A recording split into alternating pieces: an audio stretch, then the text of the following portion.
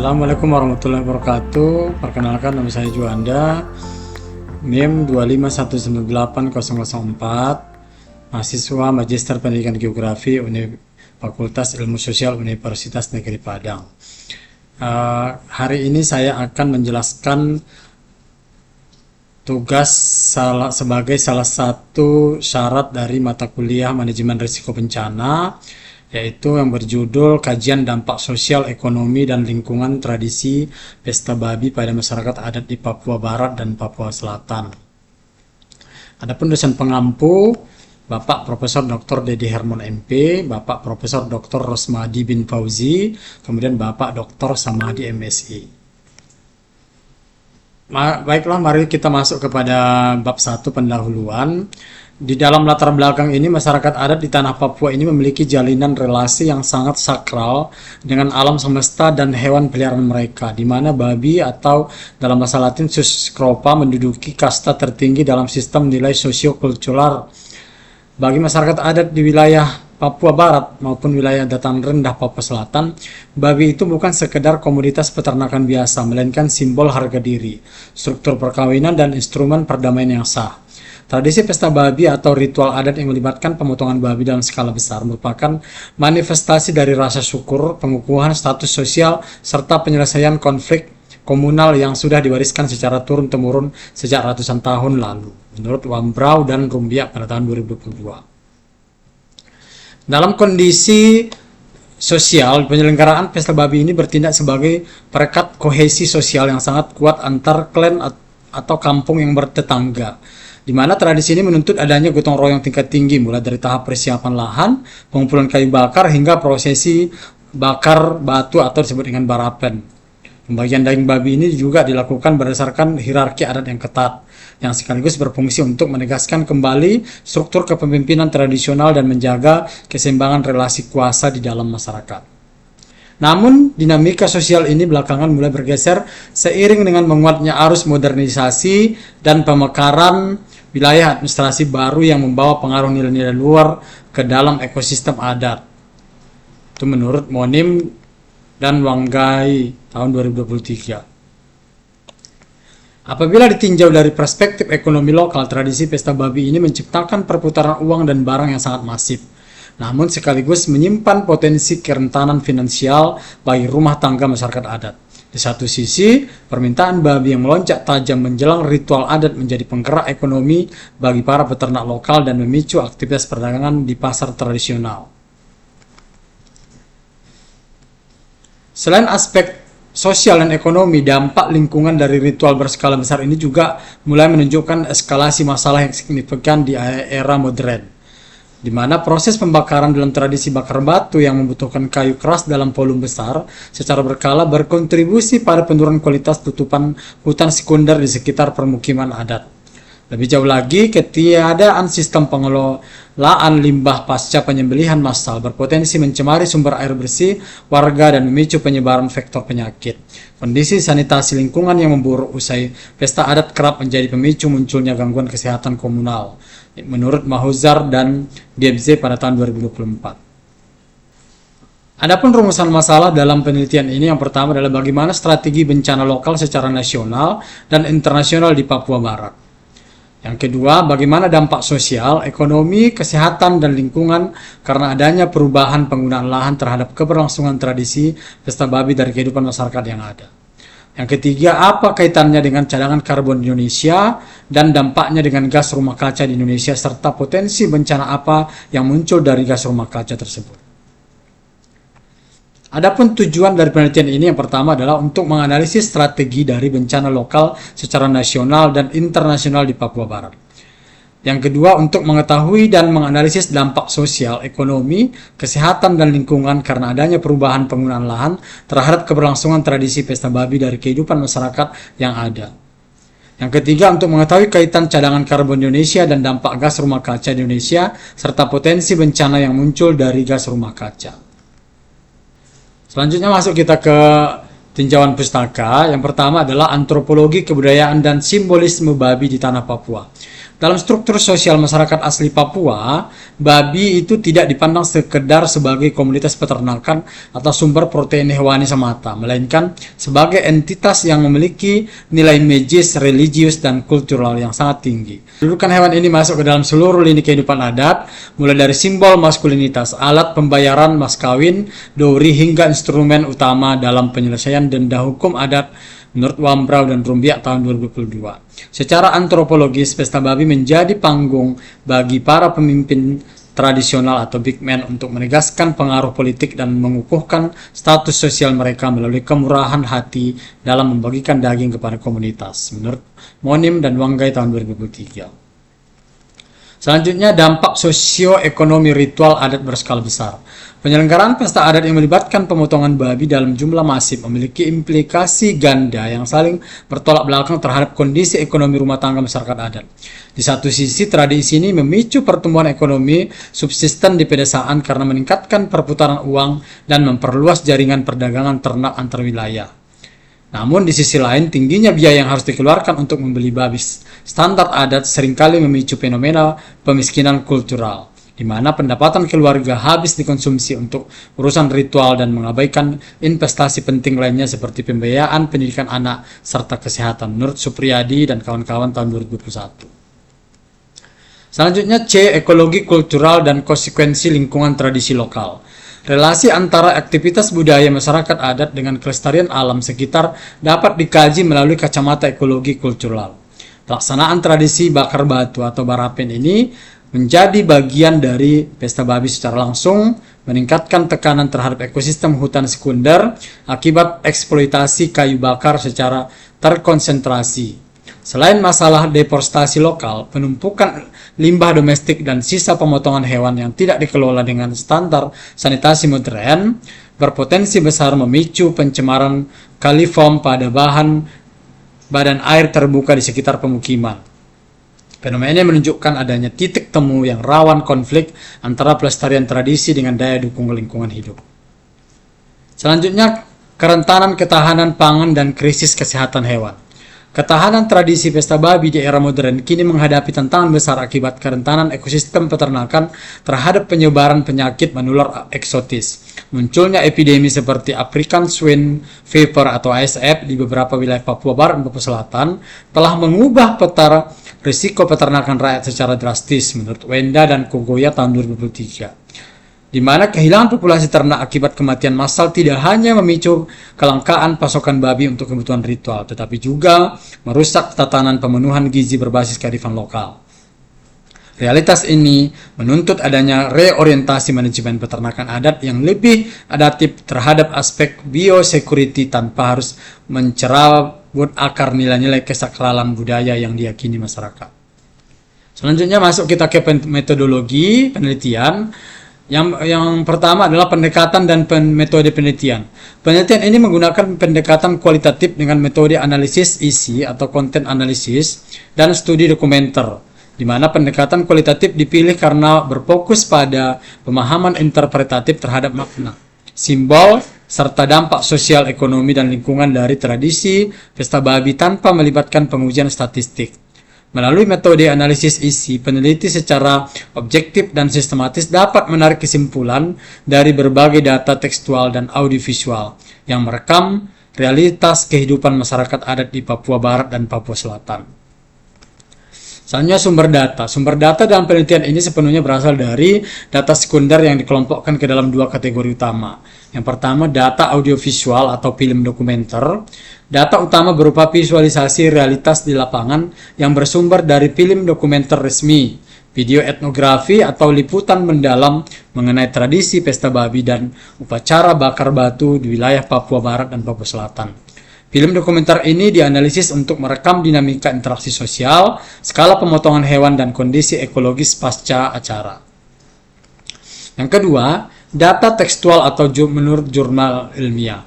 Data pendukung berupa artikel jurnal ilmiah berefutasi, baik nasional maupun internasional, yang diterbitkan dalam rentang tahun 2021 sampai 2026, di mana jurnal-jurnal tersebut memuat kajian empiris mengenai antropologi Papua, ekonomi kultural OAP, tata kelola lingkungan, serta laporan krisis kesehatan hewan seperti wabah ASF di tanah Papua.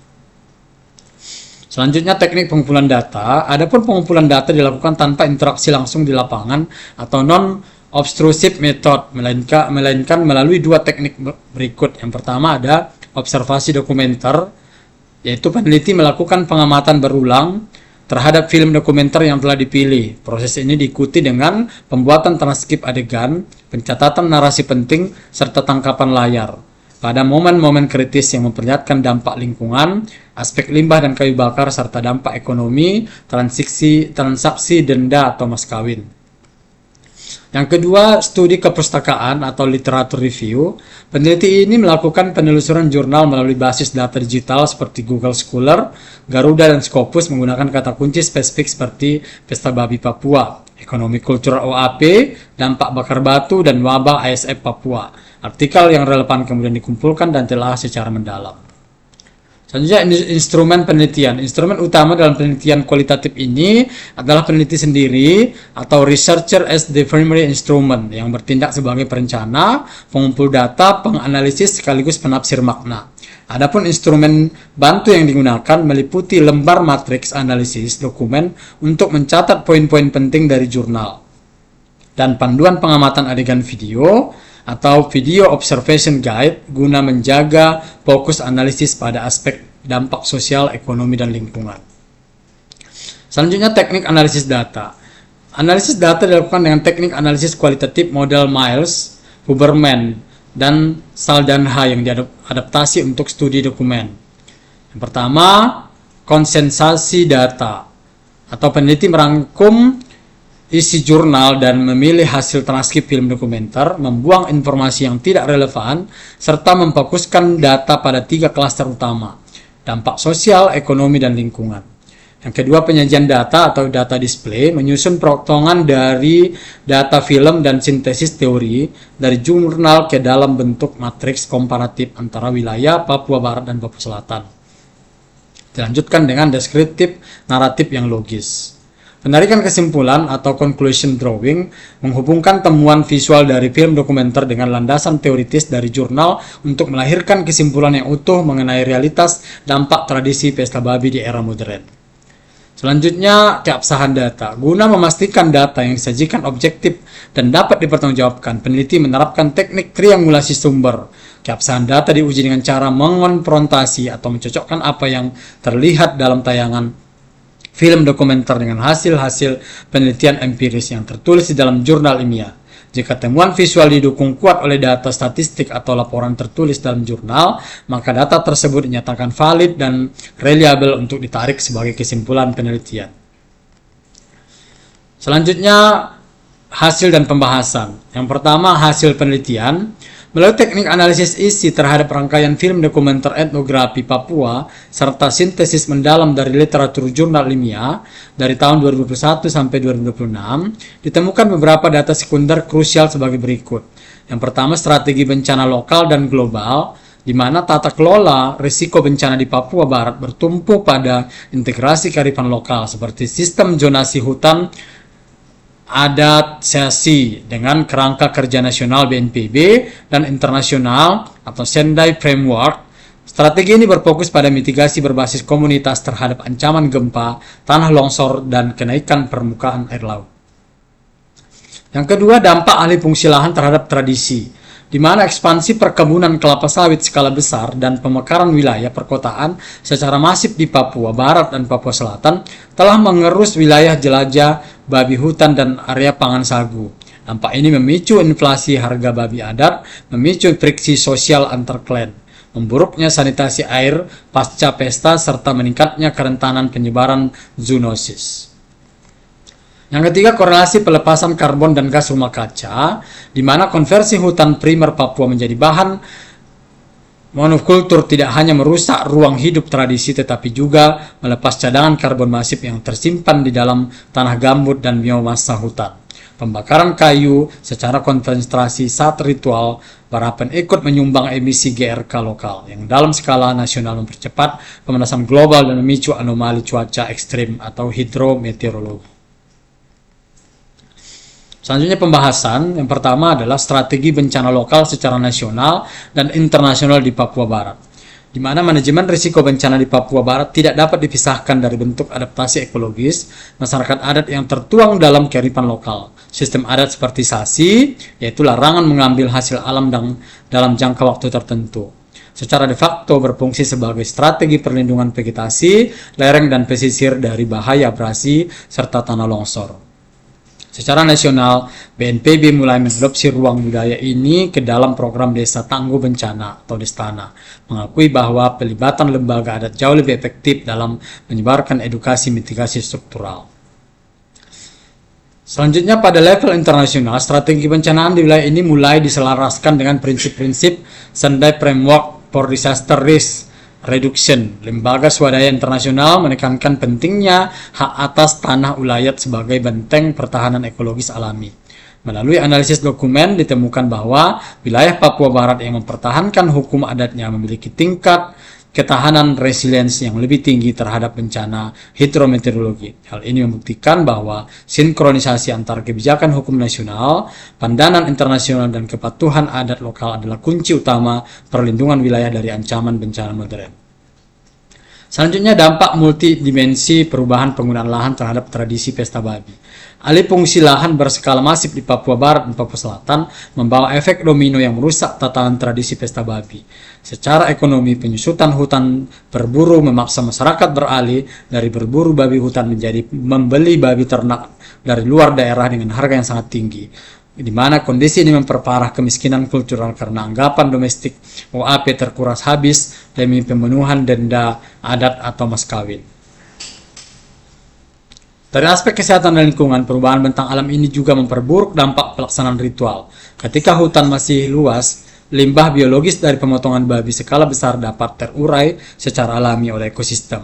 Namun dengan kondisi lahan yang kini terfragmentasi dan dekat dengan permukiman adat padat, sisa darah dan kotoran ternak pasca pesta langsung mencemari sumber air pemukiman.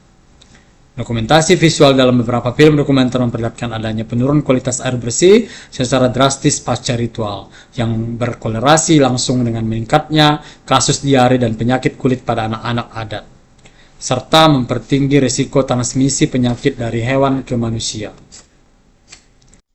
3. Kaitannya dengan cadangan karbon, gas rumah kaca, dan potensi bencana di Indonesia. Tanah Papua, khususnya wilayah rawa dataran rendah di Papua Selatan dan hutan tropis Papua Barat, merupakan salah satu lumbung cadangan karbon atau carbon sink terbesar di Indonesia, di mana perubahan penggunaan lahan dari hutan alami menjadi perkebunan komersial merusak struktur tanah gambut yang selama ini mengunci jutaan ton karbon di bawah permukaan.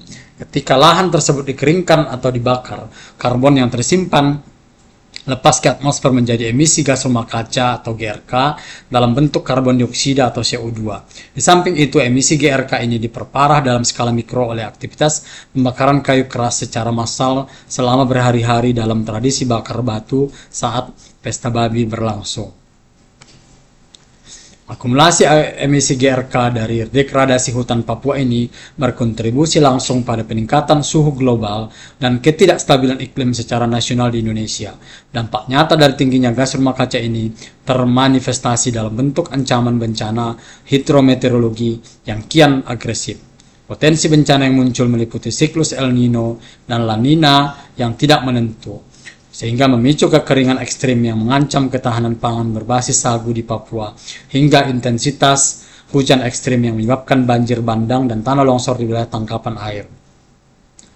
Di samping itu juga kerusakan lingkungan global ini pada akhirnya memukul balik masyarakat adat, membuat mereka menjadi kelompok yang paling rentan kehilangan ruang hidup akibat bencana iklim. Oke, selanjutnya penutup. Untuk kesimpulannya, berdasarkan hasil analisis isi film dokumenter dan sintesis literatur ilmiah, dapat disimpulkan bahwa strategi penanggulangan bencana di Papua Barat telah menunjukkan upaya integrasi yang baik antara kearifan lokal dengan kebijakan nasional dan internasional. Sistem adat seperti sasi terbukti efektif sebagai bentuk mitigasi berbasis komunitas dalam menjaga vegetasi alami dari ancaman longsor dan abrasi. Di tingkat makro, regulasi nasional melalui BNPB dan kerangka kerja internasional Sendai Framework mulai menempatkan hukum ulayat ini sebagai instrumen vital untuk memperkuat ketahanan resiliensi masyarakat adat dalam menghadapi ancaman bencana modern. Pada aspek global, kerusakan ekosistem akibat alih fungsi lahan ini juga merusak wilayah lengkapan air dalam tanah gambut Papua yang berperan sebagai lumbung cadangan karbon terbesar di Indonesia.